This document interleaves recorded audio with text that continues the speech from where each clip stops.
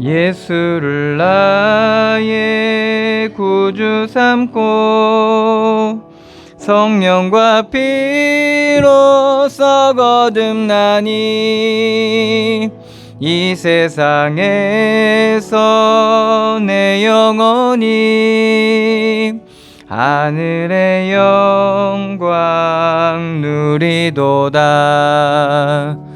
이것이 나의 간증이요, 이것이 나의 찬송일세.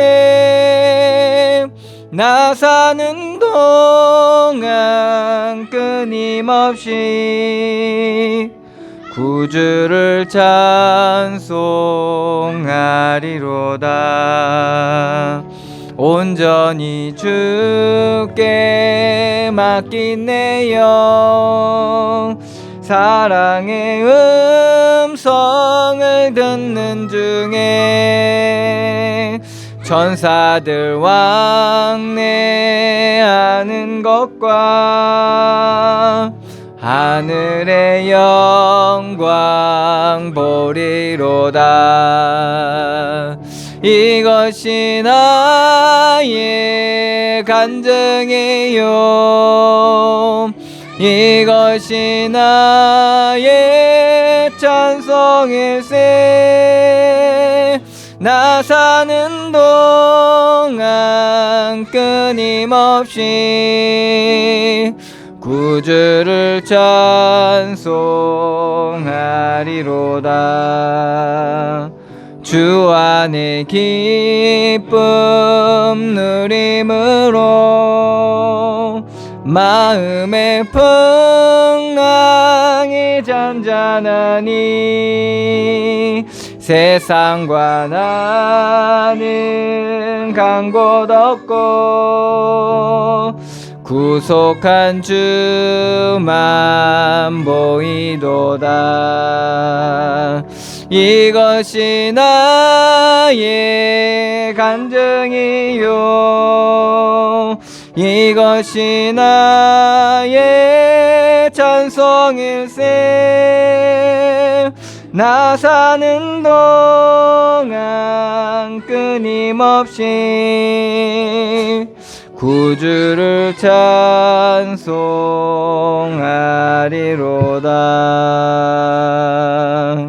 아멘.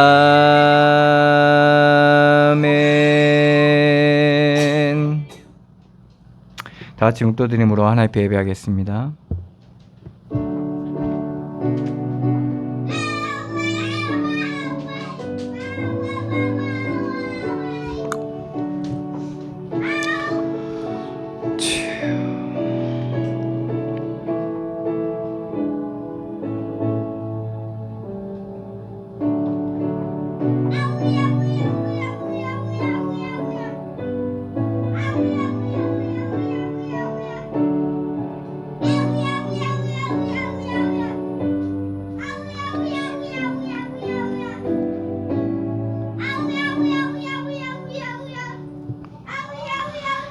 주의 교훈으로 나를 인도하시고 후에는 영광으로 나를 영접하시리니 하늘에서는 주의 누가 내게 있으리요, 땅에서는 주밖에 내가 사모할 리 없나이다. 내 육체와 마음은 쇠약하나 하나님은 내 마음의 반석이시요 영원한 분깃이시라. 아멘. 사랑의 하나님, 은혜를 감사드립니다. 죄와 저주와 사망의 권세 아래 영원히 멸망받을 수밖에 없었던 우리를 그리스도의 십자가의 보혈의 은혜로 구원하여 주시고 주의 성령으로 함께하여 주시며 주의 자녀 삼아 주시고 우리를 날마다 구원하시고 생명으로 인도하여 주시니 감사드립니다.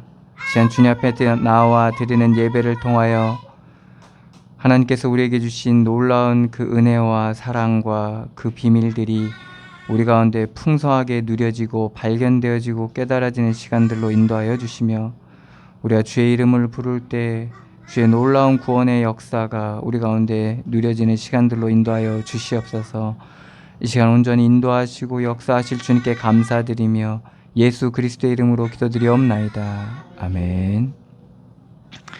찬송가 20장입니다.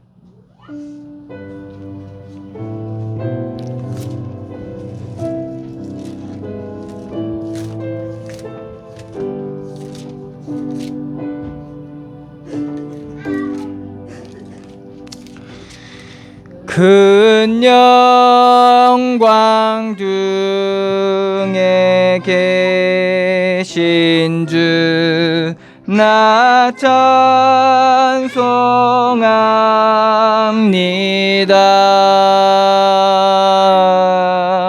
영원히 계신 주 이름 나 찬송합니다.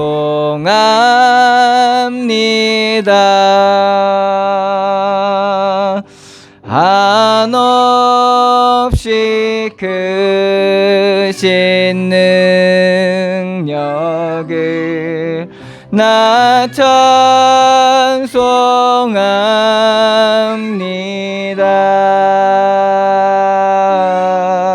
참되고 미쁜 그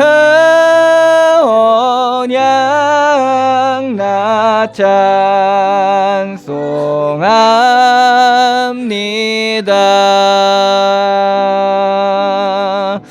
온 천지 창조하시던 그 말씀 힘이 있어 영원히 변치 않는 줄 나 믿사옵니다.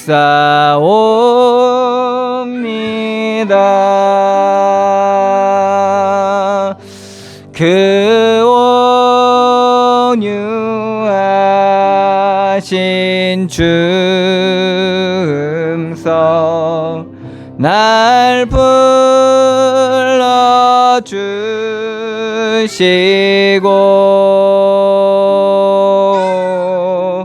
그 품에 품어 주시니 나 찬송합니다.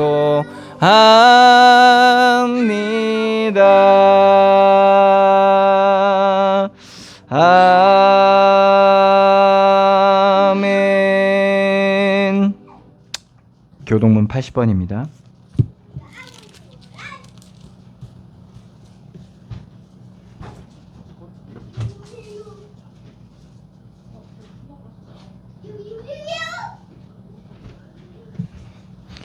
교동문 80번 고린도후서 4장 말씀입니다.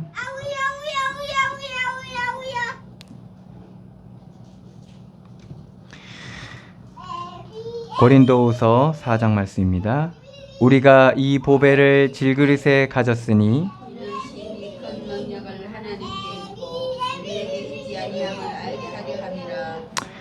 우리가 사방으로 우겨쌈을 당하여도 쌓이지 아니하며 박해를 받아도 버림받지 아니하며 우리가 항상 예수의 죽음을 몸에 짊어짐은 우리 살아있는 자가 항상 예수를 위하여 죽음에 넘겨짐은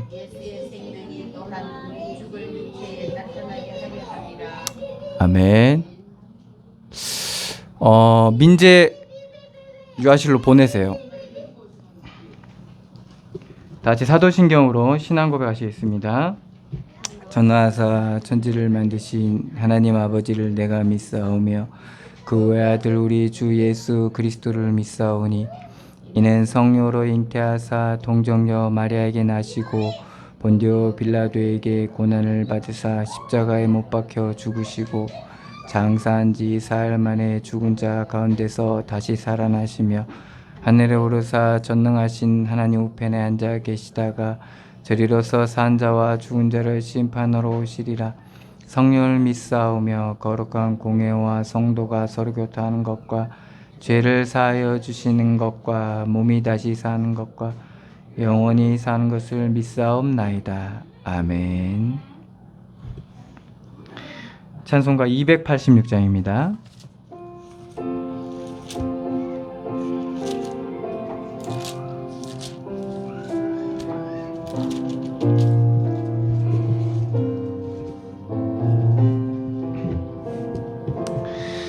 주 예수님 내 맘에 오사 날 붙들어 주시고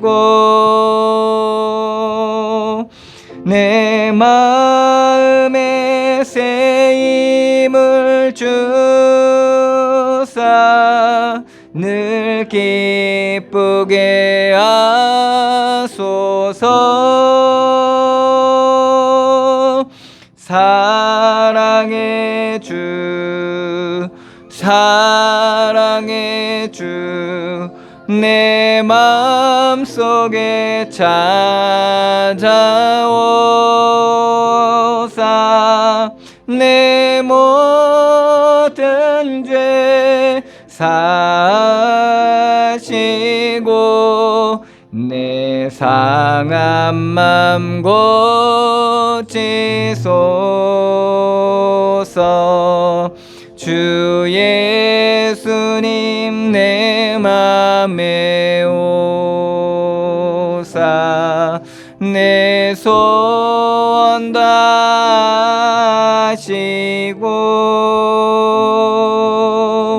내 무거운 짐 맡아주사 참 평안을 주소서. 사랑의 주 사랑의 주 내 맘속에 찾아오사 내 모든 죄 사시고 내 상한 맘 고치소서. 주 예수님 내 맘에 오사 날 정결케 하시고 그 은혜를 내 맘에 채워 늘 충만케 하소서. 사랑의 주 사랑의 주 내 맘속에 찾아오사 내 모든 죄 사시고 내 상한 맘 고치소서. 주 예수님 내 맘에 오사 내 길 인도하시고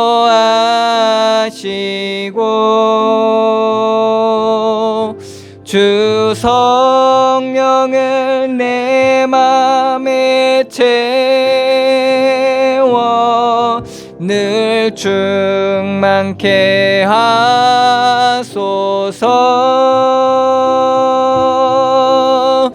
사랑의 주 사랑의 주 내 마음속에 찾아오사 내 모든 죄 사시고 내 상한 맘 고치소서.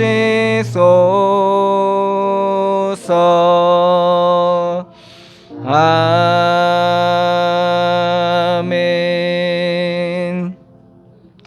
우리를 대표해서 한선희 전사님 기도해 주시겠습니다.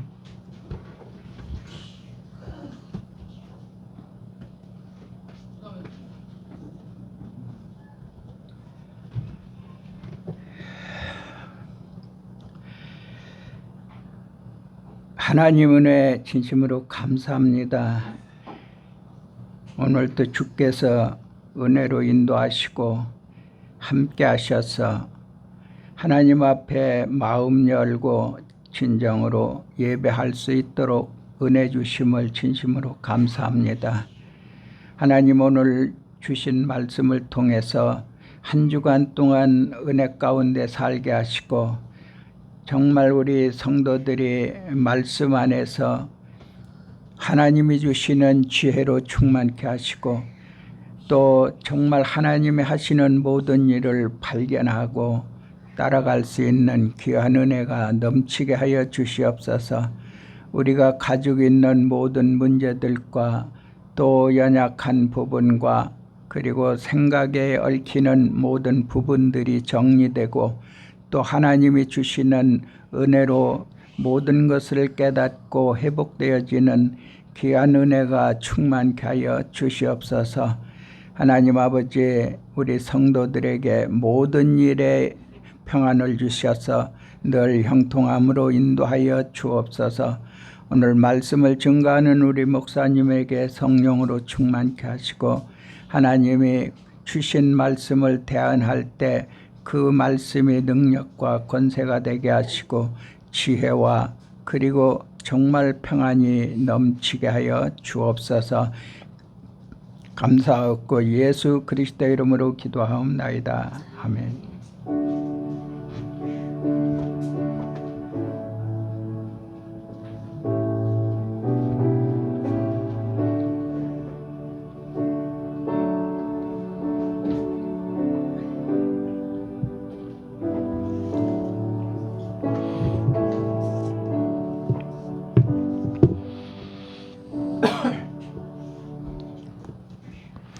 하나님의 말씀 이사야 19장입니다.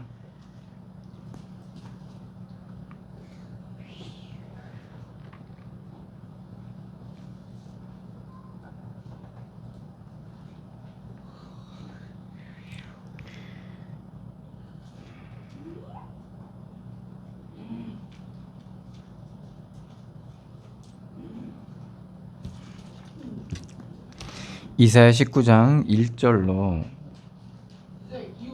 오늘은 15절까지 보겠습니다. 제가 봉독해 드리겠습니다. 애굽에 관한 경고라. 보라, 여호와께서 빠른 구름을 타고 애굽에 임하시리니 애굽의 우상들이 그 앞에서 떨겠고 애굽인의 마음이 그 속에서 녹으리로다. 내가 애굽인을 격동하여 애굽인을 치리니 그들이 각기 형제를 치며 각기 이웃을 칠 것이요 성읍이 성읍을 치며 나라가 나라를 칠 것이며 애굽인의 정신이 그 속에서 쇠약할 것이요 그의 계획을 내가 깨뜨리리니 그들이 우상과 마술사와 신접한 자와 요술객에게 물으리로다. 내가 애굽인을 잔인한 주인의 손에 붙이리니 포악한 왕이 그들을 다스리리라. 주 만군의 여호와의 말씀이니라. 바닷물이 없어지겠고 강이 잦아서 마르겠고 강들에서는 악취가 나겠고 애굽의 강물은 줄어들고 마름으로 갈대와 부들이 시들겠으며 나일 가까운 곳 나일 언덕의 초장과 나일강 가까운 곡식 밭이 다 말라서 날려가 없어질 것이며 어부들은 탄식하며 나일강에 낚시를 던지는 자마다 슬퍼하며 물 위에 그물을 치는 자는 피곤할 것이며 세마포를 만드는 자와 배 짜는 자들이 수치를 당할 것이며 그의 기둥이 부서지고 품꾼들이 다 마음에 근심하리라. 소안의 방백은 어리석었고 바로의 가장 지혜로운 모사의 책략은 우둔하여졌으니 너희가 어떻게 바로에게 이르기를 나는 지혜로운 자들의 자손이라 나는 옛 왕들의 후예라 할 수 있으랴. 너는 지혜로운 자가 어디 있느냐? 그들이 만군의 여호와께서 애굽에 대하여 정하신 뜻을 알 것이요 곧 내게 말할 것이니라. 소안의 방백들은 어리석었고 노베 방백들은 미혹되었도다. 그들은 애굽 종족들이 모퉁이 돌이건을 애굽을 그릇 가게 하였도다. 여호와께서 그 가운데 어지러운 마음을 섞으셨으므로 그들의 애굽을 매사에 잘못 가게 함이 취한 자가 토하면서 비틀거림 같게 하였으니 애굽에서 머리나 꼬리며 종려나무 가지나 갈대가 아무 할 일이 없으리라. 아멘.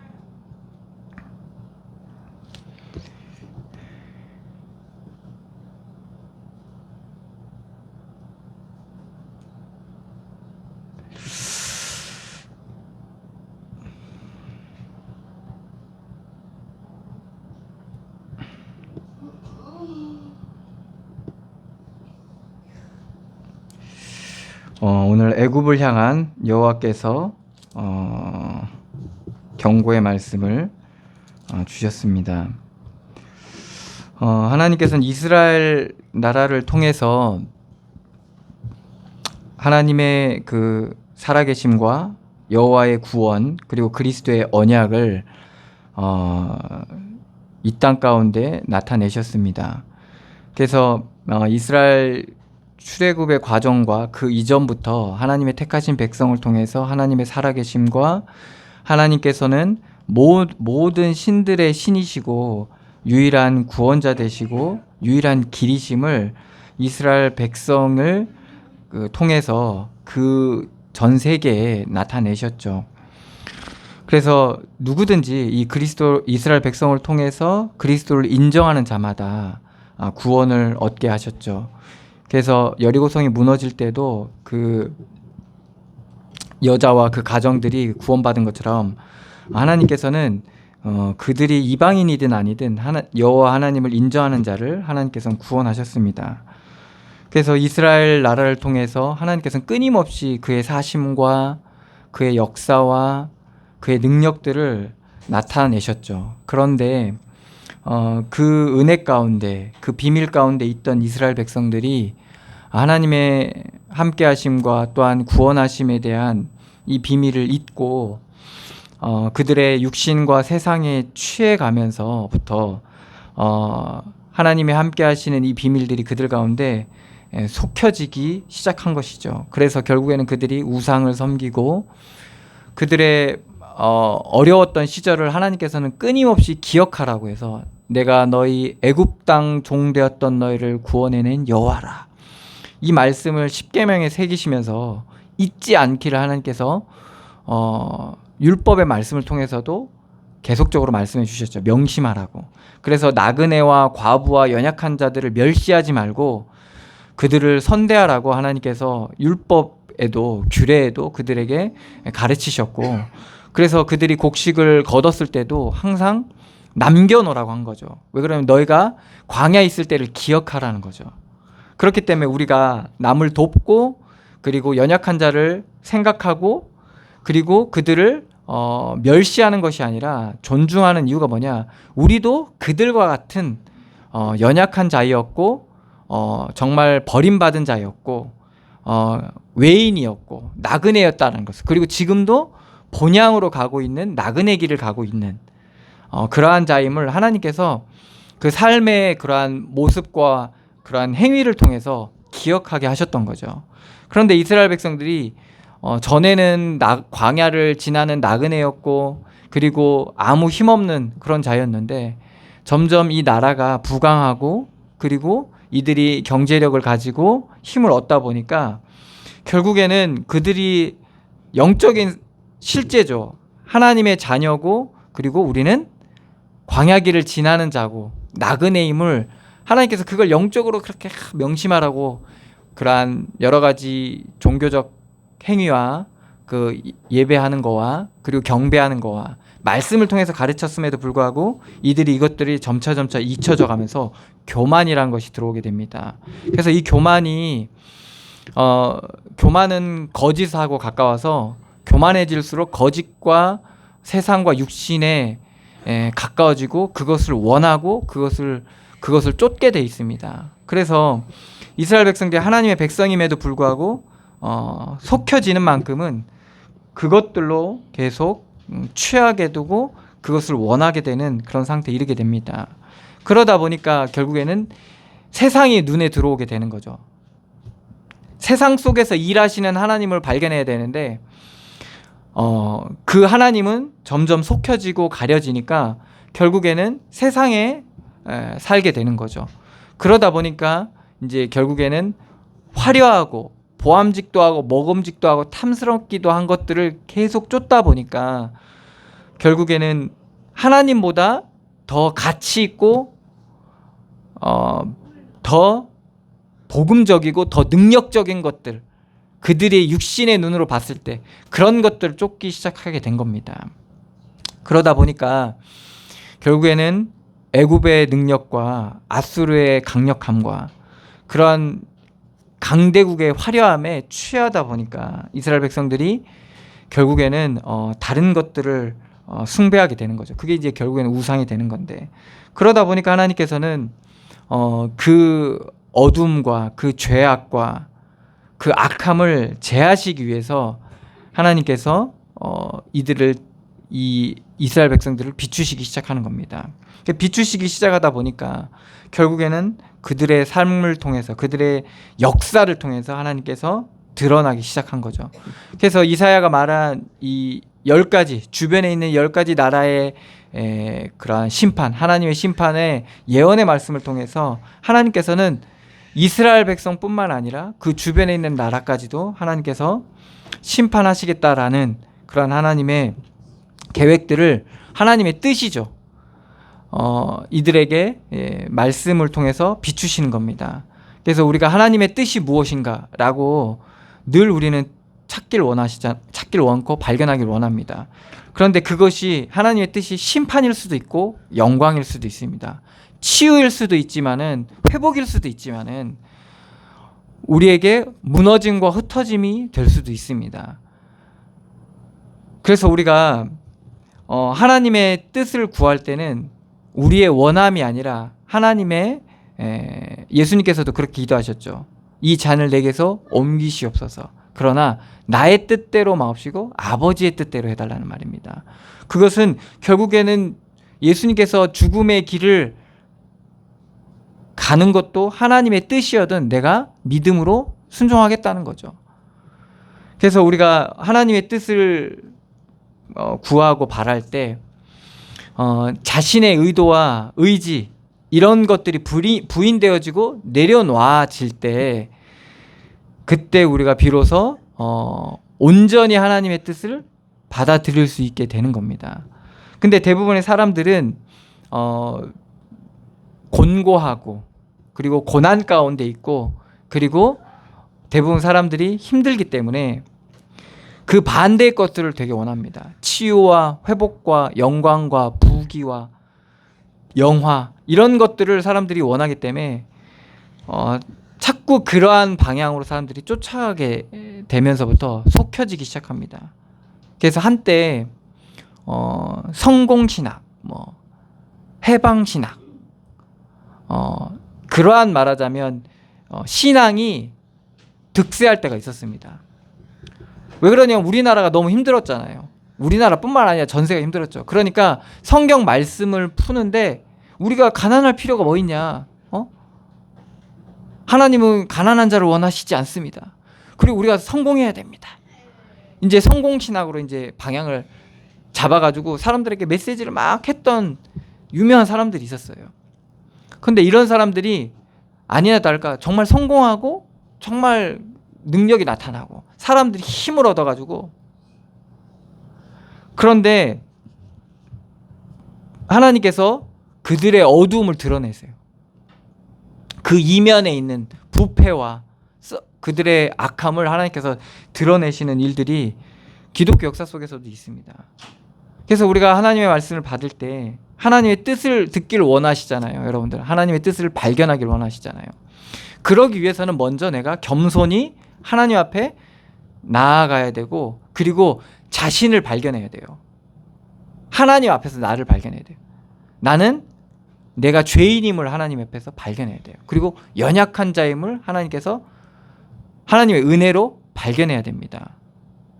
내가 인정한다고 해서 인정되어지는 게 아닙니다. 우리가 그리스도의 빛 앞에 나아갈 때, 내가 그 빛에 비춰졌을 때, 하나님의 말씀 가운데 우리가 나아갈 때 내가 죄인이고 연약한 자로 발견되는 그 은혜가 여러분들한테 있게 될 때, 그때 비로소 우리는 하나님의 뜻을 온전히 발견하고, 그리고 순종하면서 그 하나님이 생명의 길로 나아갈 수 있는 우리가 비밀을 얻게 되는 겁니다. 그래서 하나님께서는 우리의 어둠을 지금도 끊임없이 비추고 계시고, 우리 인생 속에서도 여러분들이 지나온 한 주간 한 주간 과정 속에서도 하나님께서는 여전히 비추고 계신 겁니다. 지금 애굽을 향한 이사야를 통해서 하나님께서 애굽에게 경고하셨는데, 하나님의 말씀을 주셨는데, 이 경고의 말씀을 주실 때 애굽이 막 진짜 무너지고 흩어지고 막 그런 상태가 아닙니다. 애굽은 지금 잘 나가고 있는 겁니다. 애굽도 잘 나가고 있고, 유다도 잘 나가고 있고, 이스라엘도 잘 나가고 있는 그런 상황 속에서 지금 하나님께서 이사야를 통해서 앞으로 있을 애굽에 대한 경고의 말씀을 주시는 겁니다. 오늘 말씀을 보면, 보라, 여호와께서 빠른 구름을 타고 애굽에게 임하시리니, 이건 안 보이는 겁니다. 하나님께서 애굽에게 임하는데 영적인 일이에요. 애굽의 우상들이 그 앞에서 떨겠고, 하나님께서 애굽에 임하실 때, 하나님께서 애굽에 나타나실 때 애굽의 우상들이 그 앞에서 떨겠고, 이건 영적인 지금 상황을 얘기하는 겁니다. 애굽의 우상이 뭡니까? 결국엔 우상이란 건 애굽 사람들의 소원이에요. 애굽 사람들의 원함이에요. 애굽 사람들의 필요예요. 이게 바로 애굽의 우상이에요. 우리를 여기에 대입해 보면 우리의 우상이 뭡니까? 나의 소원, 나의 원함, 나의 필요, 나의 가치. 이게 지금 우리가 세워놓은 우리의 우상들이거든요. 그래서 우리의 신이 되는 거죠. 그 우상들이 그 앞에서 떨겠고, 하나님께서 임하실 때 영적으로 뭡니까? 음부의 권세가 이기지 못하는 거예요. 하나님께서 임하실 때. 이 영적인 사건이 일어나게 되는 겁니다. 그 이후에 애굽인의 마음이 그 속에서 녹으리로다. 하나님께서 영적으로 우리를 비추실 때 우리의 소원이 다 무너져요. 우리의 원함과 우리의 우상들이 다 무너져요. 그러면서 우리의 마음이 녹게 되는 겁니다. 이게 점점 드러나기 시작하는 거죠. 이제 마음으로 드러나는 겁니다. 그리고 2절에 내가 애굽인을 격동하게 하여, 이제는 실제적으로 그들의 마음과 그들의 삶이 드디어 이제 드러나기 시작하는 겁니다. 하나님께서 임하심에 대한 그 효과가, 그 실제가 이제는 우리의 삶 가운데 드러나게 되는 거죠. 그래서 애굽인이 격동하며 애굽인을 치리니, 결국엔 이것이 행위로 드러나게 되는 겁니다. 그들이 각기 형제를 치며, 누구를 치죠? 형제를 칩니다. 형제가 누굽니까? 가장 가까운 사람입니다. 가장 나와 강하게 묶여있는 사람이에요. 근데 그 사람이 서로 치게 되는 거예요. 여기에 뭐가 생기는 거예요? 문제가 생기는 겁니다. 갈등이 생기는 겁니다. 각기 이웃을 칠 것이요. 그 다음에 영역이 뭐죠? 이웃. 형제가 가장 많이, 가족들이 가장 많이 묶여있고 가장 근접해 있고, 그 다음에 그 이웃이죠. 이것이 지금 서로 정죄하고 판단하고 비교하고 공격하기 시작하는 겁니다. 성읍이 성읍을 치며 나라가 나라를, 이것이 점점 민족 문제로, 지역 문제로, 민족 문제로, 이제 나라 문제로, 국가 문제로 점점 커지기 시작하는 겁니다. 어떨 때? 여호와께서 임하실 때. 하나님 왜 그런 겁니까? 하나님 어찌하여 이러한 갈등과 문제와 이러한 고난과 시련과 이런 싸움을, 다툼을 하나님 내게 주시는 겁니까? 여호와께서 임하실 때 드러나는 거예요. 근데 영적인 세계에서 어떤 일이 일어난 거죠? 우상이 무너지는 거예요. 영적인 우리의 우상이 무너지면서 우리의 실제 속에서는 그렇게 드러나게 되는 겁니다. 관계 속에서, 그리고 여러 가지 상황 속에서 다 드러나게 되는 겁니다. 애굽도 이렇게 차례차례 영적인 것에서부터 차례차례 하나님께서 드러내시는 겁니다. 그래서 우리가 일어나는 육신적인 여러 가지 문제들 있잖아요. 그걸 단순히 그냥 육신적인 누구로 인해서, 누구 때문에, 무엇 때문에, 누가 그래서, 그게 아니라 영적인 하나님께서 임하시면서 비추시면서 드러나는 겁니다.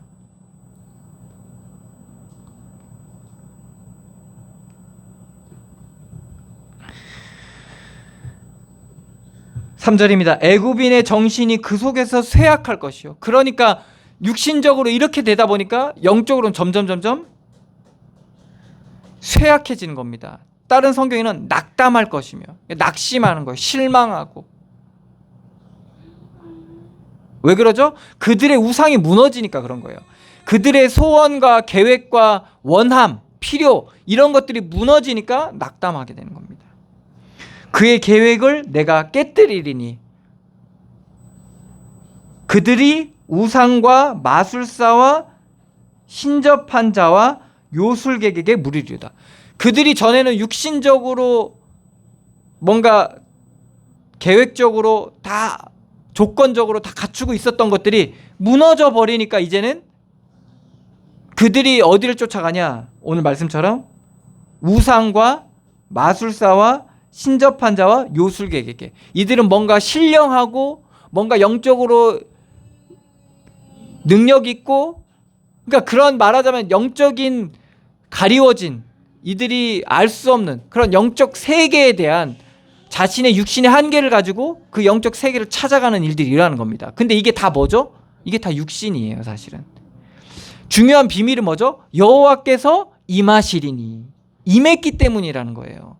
그런데 이 사람들은 이 사실은 전혀 알 수가 없으니까 그들이 마치 하나님의 뜻을 알려고 하는 것처럼 마술사와 신접한 자와 점쟁이와 이런 자들을 찾아가는, 이게 다 뭐예요? 육신적인 행위인 거예요. 전혀 영적이지 않은 거예요. 근데 지금 사람들은 어떻게 생각하죠? 막 귀신 얘기하면서 사주팔자 하면서 굿하면서 마치 영적인 것처럼 얘기해. 근데 그게 다 뭐예요? 육신적인 거예요. 우상적인 거고 육신적인 거고 세상적인 거예요. 결국에 뭡니까? 그들에게 무너져 있고 그들에게 한계, 육신적 한계를 뭔가 극복하려는 육신적인 행위인 것 뿐이에요. 영적인 것 같지만 사실은 육신적인 겁니다. 그래서 마귀는 이렇게 세상 임금이 돼서 그들을 육신으로 가다 놓는 거예요. 그런데 우리가 하나님의 뜻을 그렇게 알려고 하면 어떻게 되겠어요? 이들과 다를 바 없는 신앙을 가질 수밖에 없는 거예요. 하나님이 임하시는 문제고 하나님의 은혜 문제고 하나님의 구원의 문제인데, 그걸 아니라 우리가 이걸 다 육신적으로 보면 어떻게 돼? 우리의 무너져 있는 현장, 그들의 육신의 한계, 관계의 한계, 이런 것들을 뭔가 이들과 똑같이 이거를 안 되니까 이거를 극복해 보려고 말하자면 교회 다니는 거죠. 이들처럼 점치러 다니고 굿하러 다니는 것처럼 교회 다니고 헌금도 해보고 예배도 드려보고 똑같이 돼버리는 거예요. 중요한 건 뭐죠? 중요한 사실은 하나님께서 임하신 거예요. 그러니까 하나님이 하시는 일로 이게 중요한 영적인 사실이라는 거예요. 그러니까 어떻게 했어요? 우상은 무너지고 육신은 다 흩어지고, 그래서 그런 건데 이걸 보지 못하니까 이들은 결국 어떻게 되는 겁니까? 애굽도 똑같이 이러고 있는 거예요, 말하자면. 결국엔 이러한 한계를 가지고 지금 하나님이 임하신 이 문제를 발견하지 못하니까 이들이 신접한 자, 점쟁이 찾아가고 팔자 보러 다니고 선견자의 좋은 좋은 교훈을 들으려고 가기도 하고, 근데 답이 없어요. 그럼 어떻게 되냐? 4절에 내가 애굽인을 잔인한 주인의 손에 붙이리니 포악한 왕이 그들을 다스리리라. 주 만군의 여호와의 말씀.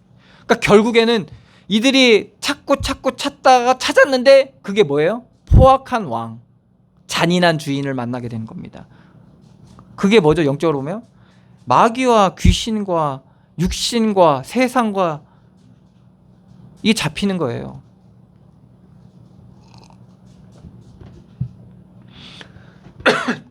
육신의 일을 가지고 영적으로 사로잡아 가는 겁니다. 근데 이게 문제는 뭐냐? 여기에 뿌리를 내려버리면 이들의 모든 보는 관점과 판단 기준과 선택의 기준들이 다 육신과 세상으로 묶여져 가기 때문에 결국에는 재앙을 막을 수가 없어요. 하나님의 심판을 막을 수도 없고, 소돔과 고모라가 불의 심판을 받았잖아요. 그걸 막을 수가 없어요. 거기에 대한 아쉬움으로 롯의 아내가 뒤돌아와서 소금 기둥이 돼버리잖아요. 그러니까 맛만 봐서 그런 게, 맛만 봐도 이게 아쉬움이 이게 끊을 수가 없는 거예요. 그 육신과 세상의 그 맛을 봐버리고 그러한 기준이 우리 가운데 자리 잡아버리면 자꾸 뒤돌아보게 돼요. 그래서 우리가 신비로 몰아가고 행위로 몰아가고 선으로 몰아가고 봉사로 몰아가고 그러한 다른 기준들로 계속 몰아가서 맛을 보면 자꾸 그리스도의 구원과 은혜와 오직 은혜와 오직 믿음과 오직 말씀, 이걸 자꾸 이걸 뒤바꾸려고 해요. 대체하려고 한다니까요. 대체하려고 해요. 그러다 보면 우리가 은혜가 은혜로 계속 가야 되는데 은혜가 자꾸 바뀌어요. 다른 걸로. 그러면 그게 믿음이 되겠어요? 우리가 어떻게 믿음에 이를 수 있어요? 온전한 믿음에 어떻게 이룰 수 있어요? 믿음으로 가야 되는 거예요. 계속 믿음으로 가야 되는 거예요. 그래야 믿음에 이룰 수 있는 거예요. 근데 사람들은 그러니까 콩 심은 데 콩 나고 팥 심은 데 팥 나는 거하고 똑같은 거예요. 우리가 하나님의 이 구원의 은혜를 알잖아요. 그리스도의 십자가의 죽으심과 부활의 은혜를 우리가 알잖아요. 그걸 어떻게 이뤄갈 수 있어요? 계속 그걸로 그 죽으심과 죽으심의 과정을 가야 되는 거예요. 예수 그리스도의 죽으심 십자가의 과정을 가야 되는 거예요.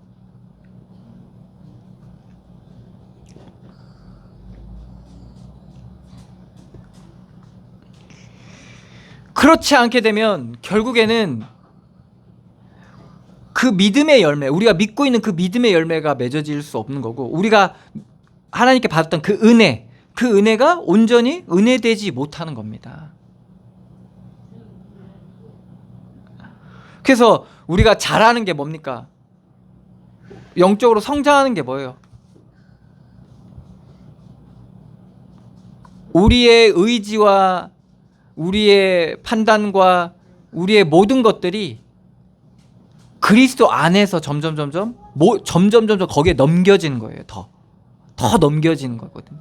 더 믿어지는 거고, 그리스도를 더 의지하는 거고, 그리스도를 더 신뢰하는 거고, 그리고 결국에는 나의 모든 것, 나의 나된 것이 하나님의 은혜로 온전히 다 넘겨지는 거. 이게 그리스도 안에서 성장한 거거든요. 근데 육신적으로 보면 어떻게 되겠어요? 그런 모습들이 더 어린아이 같겠죠. 더 어린아이와 같아질 수밖에 없어요. 그러니까 다윗이 언약궤 올 때 춤춘 것처럼, 바지가리 내려가는데도 막 춤추는 것처럼 더 그렇게 될 수밖에 없는 거예요. 육신과 세상적으로 봤을 때는 미련하게 보일 수밖에 없는 거라는 겁니다.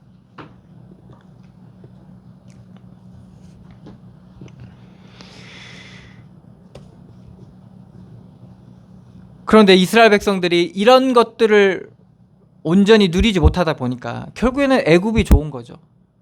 그래서 막 친애굽, 아니다, 우리는 그 이스라엘 나라 안에서도 우리는 아수르 편에 서야 된다, 아니다, 우리 애굽 편에 서야 된다. 지금 우리나라도 그렇죠. 미국 쪽으로 가야 된다, 아니면 뭐 중국 쪽으로 가야 된다, 뭐 이래가지고 난리잖아요 지금. 그런데 유다가 이러한 상황 속에서도 잘 유지했어요. 아주 적절하게 아수르와 애굽 사이에서 아주 적절하게 잘 그 교류해 왔던 거예요. 그래서 잘 발전해 왔던 거죠. 그런데 이제 여기에 이제 문제가 생기는 겁니다. 이제 히스기야가 들어서면서 반아수르, 물론 그렇다고 애굽을 전적으로 의지하는 것도 아니라, 왜? 히스기야는 여호와 하나님을 의지했기 때문에 그런 거예요. 이제 이러한 말하자면 스탠스를 가지다 보니까 결국에는 어떻게 되냐? 침략을 받게 되고 계속 위협을 받게 되는 거죠. 결국에는 아수르가 쳐들어오잖아요. 그래서 애굽의 도움을 요청하잖아요. 처음엔 아수르에게 어떻게 합니까? 쳐들어온다니까 막 빌어. 히스기야가 엄청나게 말하자면 믿음이 있으니까 막 담대할 줄 알았거든요. 근데 막상 위협이 딱 오니까 히스기야가 너무 그 위협을 이길 수가 없는 거예요. 그러니까 여기서 드러나는 거예요. 우리가 믿음 하잖아요. 그러니까 믿음 했으니까 어떤 사람은 그 믿음을 육신으로 세워가다 보니까 막 배짱 튕기는 거예요. 베드로가 배짱이 대단했잖아요. 내가 예수님 잡혀가면 저도 목숨 걸고 지키겠습니다. 뭐 이렇게 배짱. 베드로는 믿음인 줄 알았어 그게. 근데 믿음은요 우리 안에 없어요 사실은. 은혜로 주어지는 거. 그래서 우리가 매일 그 은혜 가운데 믿음으로 사는 거거든요. 그게 진짜 은혜로 말미암은 믿음인데 어쨌든 히스기야는 또 자기가 믿음 있는 줄 알고 막 아수르가 쳐들어오면 하나님께서 우리를 지키실 것이다 막 이렇게 얘기하고 막 왜 말씀에 이렇게 써 있다 하면서 막 계속 말씀도 막 묵상하고 막 붙들고 막. 근데 아수르가 막상 쳐들어온다니까 간담이 녹아버려. 오늘 말씀 보죠. 여호와께서 임하시니까 애굽 사람들의 마음이 다 녹아버린다 하잖아요. 왜 그러지? 히스기야는 그러면 안 되잖아. 왜? 내가 여호와만 섬기겠다고 했는데 히스기야가 감당이 녹는다는 건 뭐죠? 녹는다는 말은 뭐예요? 자기가 벌써 세워간 게 있다는 거예요. 그러니까 막 이것저것 막 바치면서 봐달라고 막 금은보화 보내면서 막 결국에는 와가지고 뭐라 합니까? 뺑 둘러서 18만 5천 명이 뺑 둘러서서 조롱하잖아요. 야 히스기야가 하나님이 너 구원해 준다고 했지?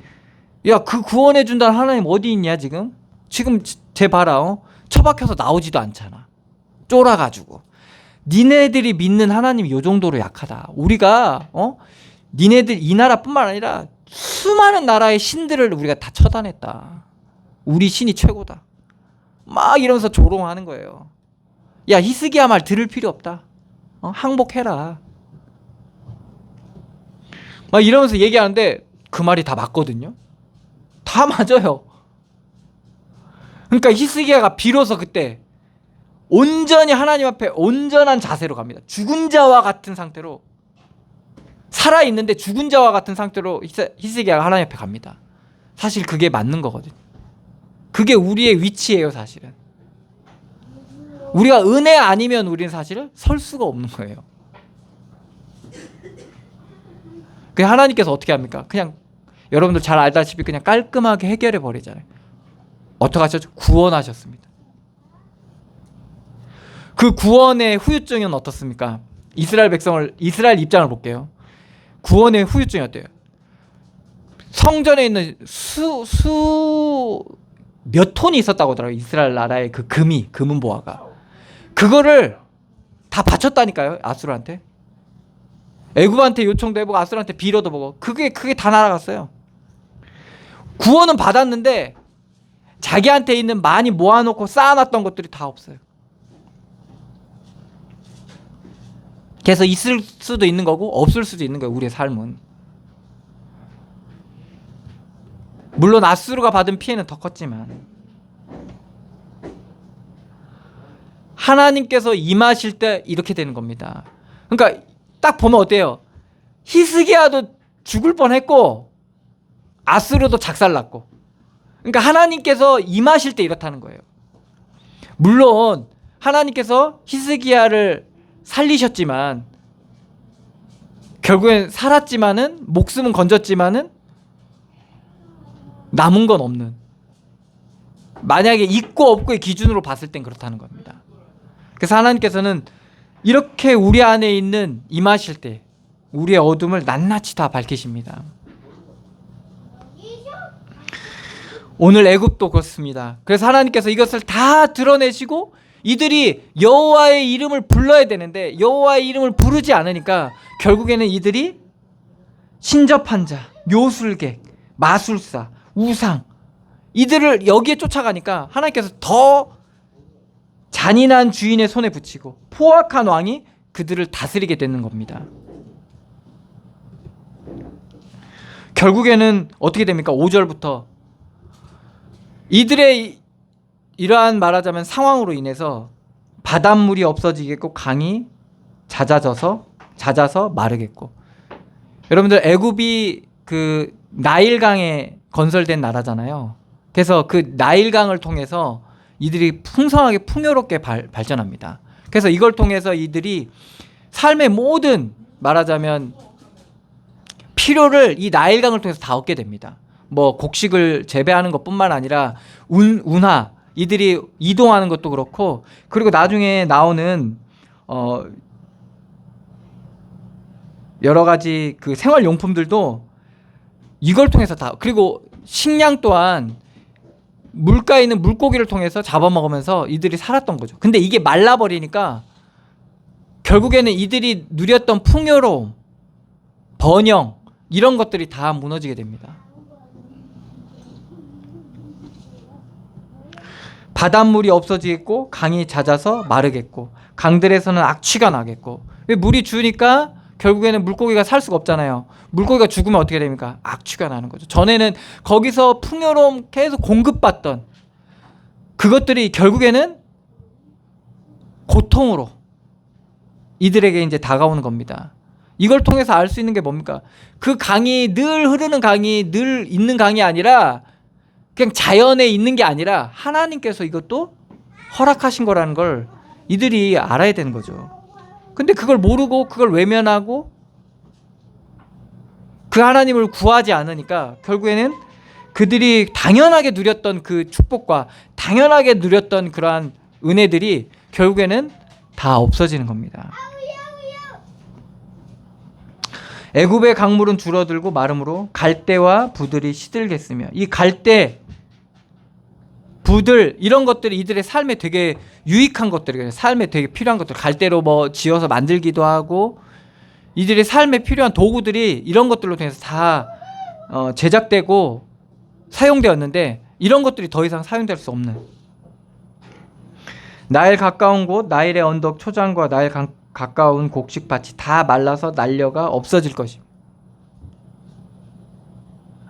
그러니까 하나님께서 임하시고 그리고 이들이 여호와의 이름을 불러야 되는데 부르지 못하니까 결국에는 이들이 당연히 누렸던 모든 것들이 점점 그래서 이제 8절에 보면 어부들은 탄식하며 나일강에 낚시를 던지는 자마다 슬퍼하며 물 위에 그물을 치는 자는 피곤할 것이며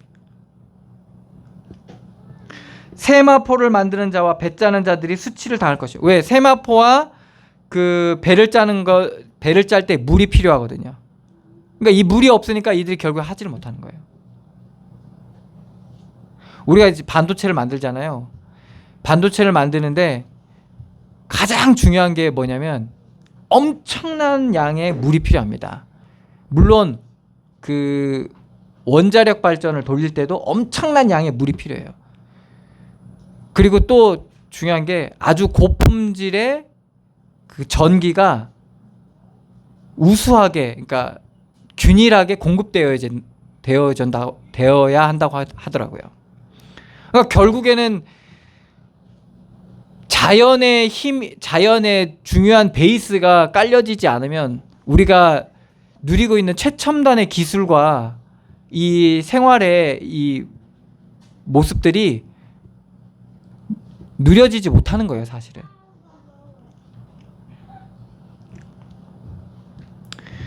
결국에 이 나일강에서 그 발전한 이 애굽 나라가 그게 말라버리니까 결국에는 모든 것들이 다 멈춰버리는 그런 일들을 당하게 되는 거죠. 그의 기둥이 부서지고 여기서 기둥이라 하면 집을 세우는 기둥을 얘기하는 게 아니라 중요한 삶의 기둥들이죠. 그런 것들이 다 부서지고 품꾼들이 다 마음에 근심하니라. 소안의 방백은 어리석었고, 이제 그 귀족들이죠. 소안이라는 그 지역에 방백들이 어리석었고, 바로의 가장 지혜로운 모사와 책략은 우둔하여졌으니 너희가 어떻게 바로에게 이르기를 나는 지혜로운 자들의 자손이라 나는 옛 왕들의 후예라 할 수 있으랴. 그러니까 하나님께서 이렇게 비추시니까, 드러내시니까 그들의 지혜도 소용이 없고 그들의 화려함과 뛰어남도 다 소용이 없는 거예요. 그들이 가지고 있는 것들조차도 다 소용이 없는 겁니다. 너의 지혜로운 자가 어디 있느냐? 그들이 만군의 여호와께서 애굽에 대하여 정하신 뜻을 알 것이요 또 알 것이요 곧 내게 말할 것이니라. 결국에는 하나님께서 애굽을 심판하시고 비추시고 이것들을 이들이 이제 알게 되는 거야. 아, 이게 우리의 어찌함이 아니라 하나님이 하시는 거구나. 그러니까 어떻게 하는 거예요? 막을 수가 없는 거예요. 그래서 우리가 한계에 이르렀을 때 알게 되는 거예요. 하나님을 만날 수 있는 가장 가깝게 가게 되는 거예요. 우리가 우리의 한계에 맞닥뜨렸을 때. 그래서 이들이 그 전에 막 그 지혜롭고 뛰어나고 우수하게 했던 모든 것들이 결국에는 하나님이 임하실 때 아무것도 아니게 되는 거예요. 그래서 고린도서에 얘기하잖아요. 너희들의 정말 최고의 지혜와 하나님의 어리석음을 비교해 봐라는 거예요. 세상에 변사가 어딨냐? 지혜자가 어디 있느냐? 하나님이 아무리 무식해도 너희의 지혜에 뛰어난 것보다는 지혜롭다는 거예요. 근데 사람들이 이걸 모르니까, 이 실제를 모르니까, 자기의 어리석음을 깨닫지 못하니까 자꾸 속게 되는 겁니다. 13절에 소안의 방백들은 어리석었고 노베 방백들은 미혹되었도다. 그들은 애굽 종족의 모퉁이 또리건을 애굽을 그릇 가게 하였도다. 결국에는 이들이 잘못 이끌었다라는 것을 알게 되는 겁니다.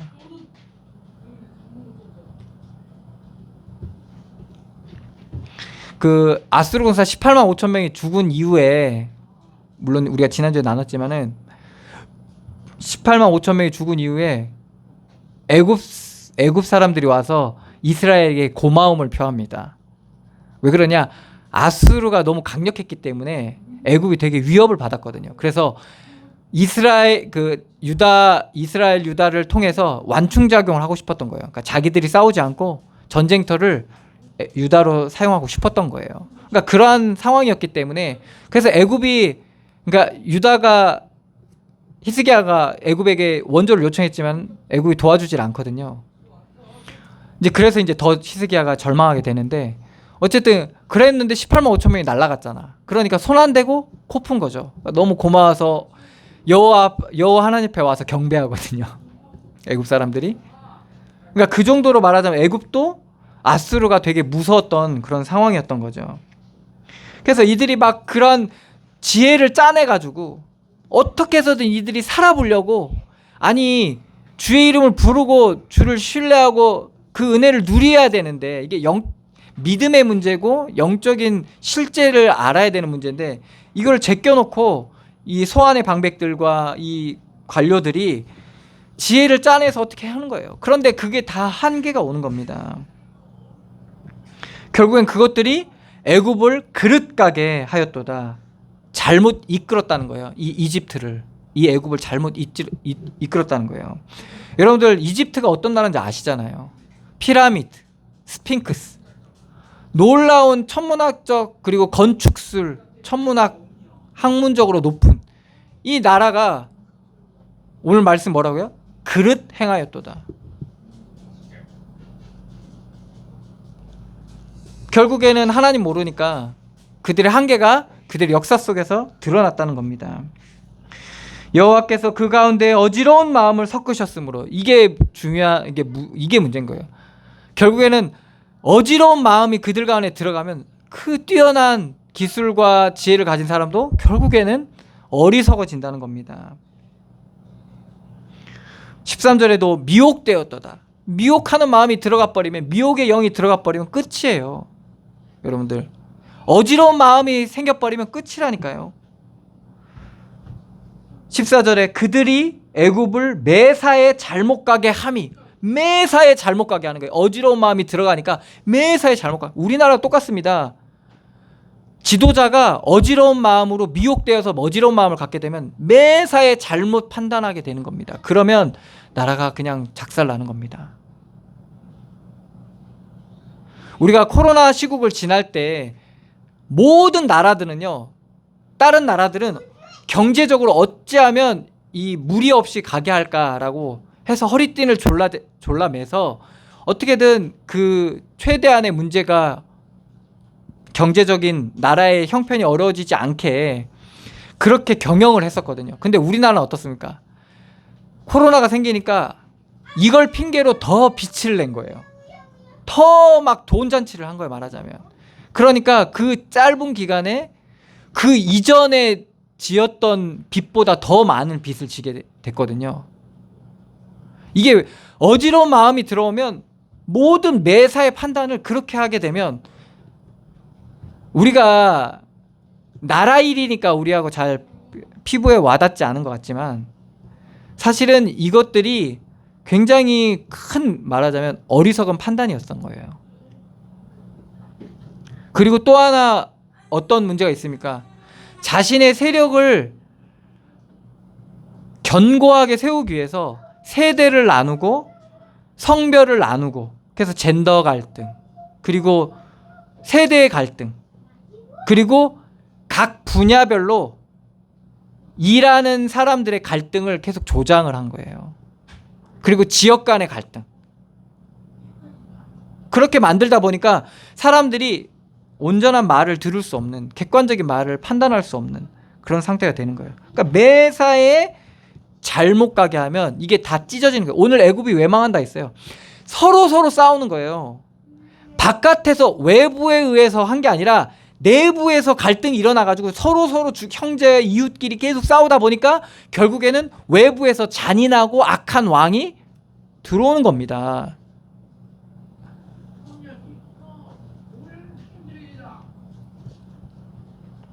왜 안에서 싸우게 됩니까? 그들의 교만한 마음, 그것이 드러나는 거예요. 왜 형제들이 싸워요? 교만하니까. 형제들이 왜 서로 판단하고 더 싸우잖아요. 왜 그러냐? 그게 결국엔 교만함이 들어가기 때문에 그런 거예요. 어쩔 수 없는 거예요.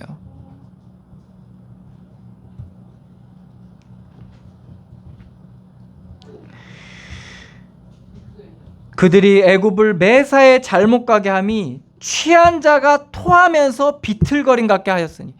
취한 자가 토하면서 비틀거리면 어떻게 되겠어요? 온전히 길을 갈 수 있겠어요? 엎어지고 넘어지고 계속 이러한 일들이 일어나게 되는 거예요. 그래서 무슨 일을 하든지 계속 온전하게 똑바로 갈 수가 없게 되는 거예요.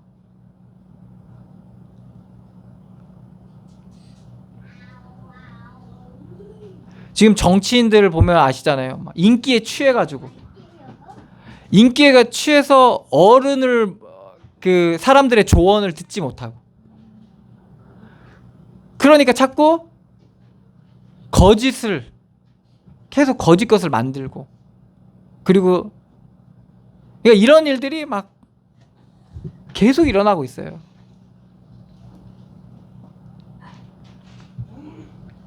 그러니까 취한 자가 토하면서 비틀거림 같은 모습이 드러나게 되는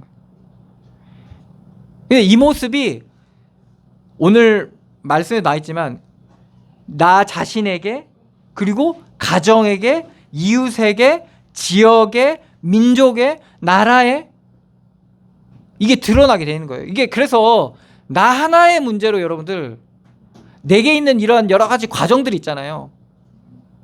하나님께서 먼저 내게 임하시면서 내가 드러나는 이 문제가요, 여러분들 사명감을 가져야 되는 게, 이게 내 문제가 아니라 결국에는 지역과 민족과 세계를 온전히 믿음 안에서 바라볼 수 있는 문제라는 거예요.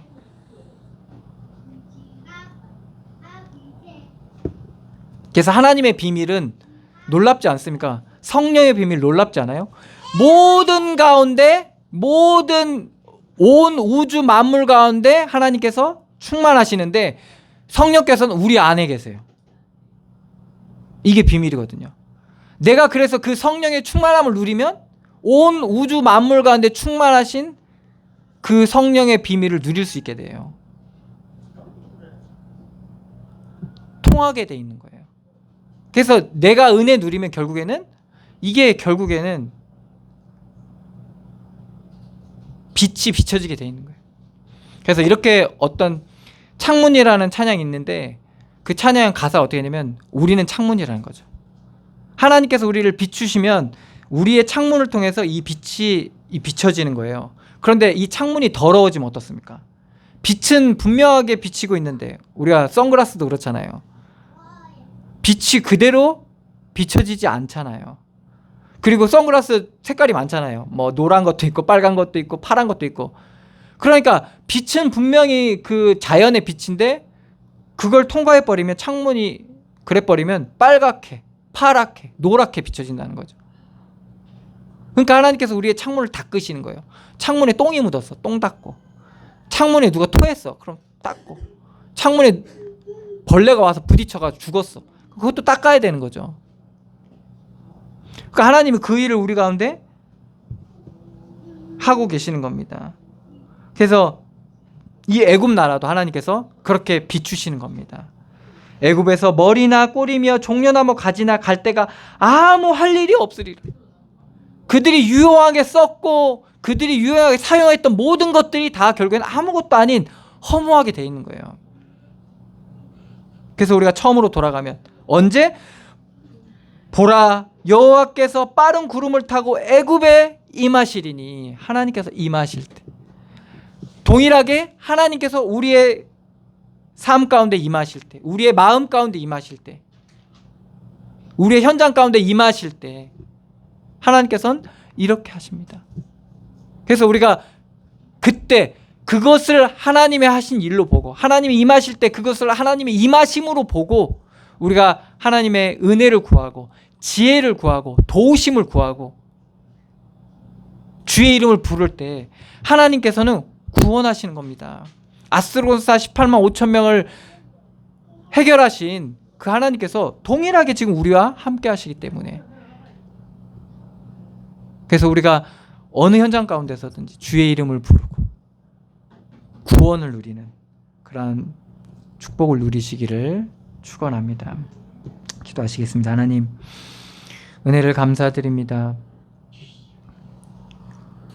우리와 함께 하시고 우리 가운데 일하고 계시는 하나님의 놀라운 은혜를 감사드립니다. 여호와 하나님께서 우리 가운데 임하실 때 주의 성령께서 우리의 마음과 우리의 현장 가운데 우리의 가정 가운데 임하실 때 우리가 온전히 주의 도우심을 구하고 지혜를 구하고 은혜를 구하는 자가 되게 하여 주시옵소서. 그래서 정말 하나님께서 우리를 통해서 이루시고자 하는 그 구원의 놀라운 역사가 우리의 발걸음 옮기는 모든 현장 가운데 일어나게 하여 주시고 우리가 겸손히 주님 앞에 나아갈 때 주님께서 우리를 높이시고 주의 능력과 주의 계획들이 온전히 성취되어지게 하여 주시옵소서. 낙심하지 말게 하여 주시고 고난과 시련 가운데서 우리가 참된 소망을 붙들게 하여 주시옵소서. 그래서 정말 이를 계획하시고 지어 성취하시는 여호와의 이름을 부름으로 말미암아 우리가 날마다 새 힘을 얻는 그러한 믿음의 사람 되게 하여 주시옵소서. 인도하시고 역사하실 주님께 감사드리며 예수 그리스도의 이름으로 기도드리옵나이다. 아멘. 찬송가 438장입니다.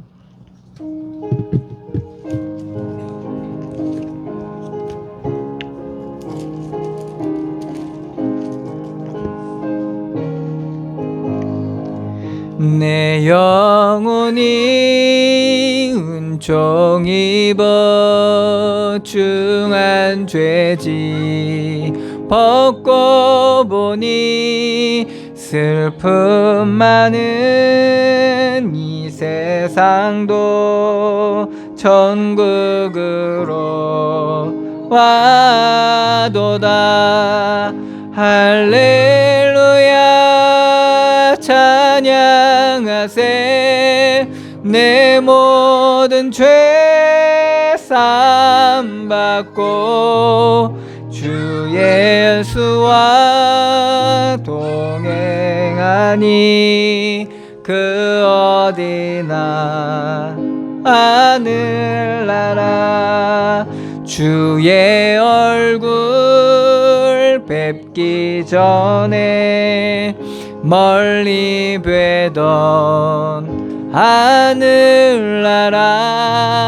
내 맘속에 이루어지니 날로 날로 가깝도다. 할렐루야 찬양하세. 내 모든 죄 사함받고 주 예수와 동행하니 그 어디나 하늘나라. 높은 산이 거친 들이 조막이나 궁궐이나 내 주 예수 모신 곳이 그 어디나 하늘나라. 할렐루야 찬양하세. 내 모든 죄 사함받고 주 예수와 동행하니 그 어디나 하늘나라. 아멘. 기도하겠습니다. 하나님 은혜를 감사드립니다. 믿음으로 드린 예물에 하나님께서 축복해 주시고 저들의 삶의 모든 지경 가운데 하나님의 나라가 임하게 해 주시며 하나님의 귀한 은혜를 더하여 주시고 하나님의 귀한 축복을 더하여 주셔서 저들의 믿음의 사람으로 믿음의 길을 가게 해 주시고 믿음의 열매 맺는 귀한 은혜를 더하여 주시옵소서.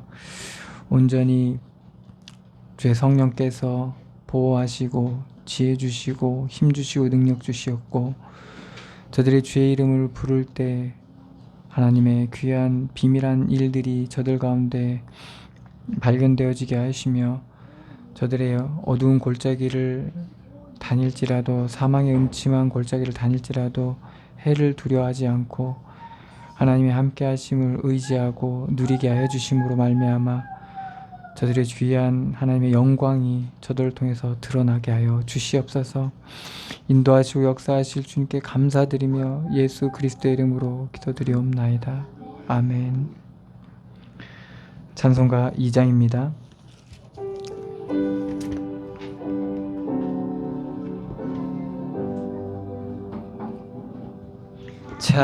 찬양 성부 성자 성령 성삼위일체께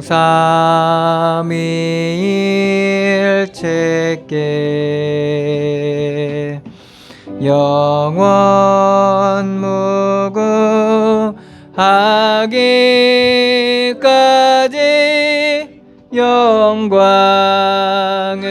돌리세.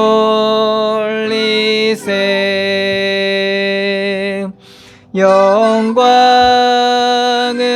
돌리세.